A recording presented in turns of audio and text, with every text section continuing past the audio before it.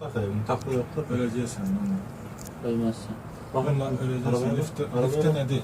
Ölürsen de şehit olursun. Şehit olsun. Teleferik şehidi. kötü mü?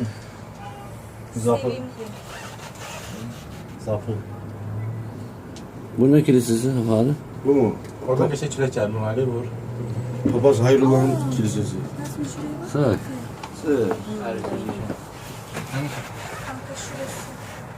Kesin canlı müzik de var.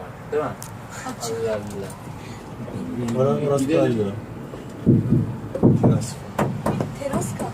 Cam değil bu. Plasmas olar. Cam olmaz ya.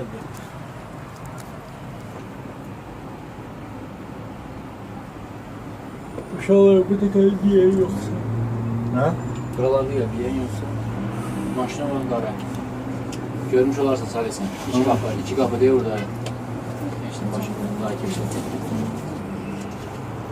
Kaç elimine? Hı? Ne kadar? Saçmalık. Kaç elimine? Katıra. Onu bu miner Ne o? gemi Ha, şey hani albümde de var. Şey. ya bir şeyler giyelim. Çok açık. Acaba onlar ne kadardır? Onları falan da biraz.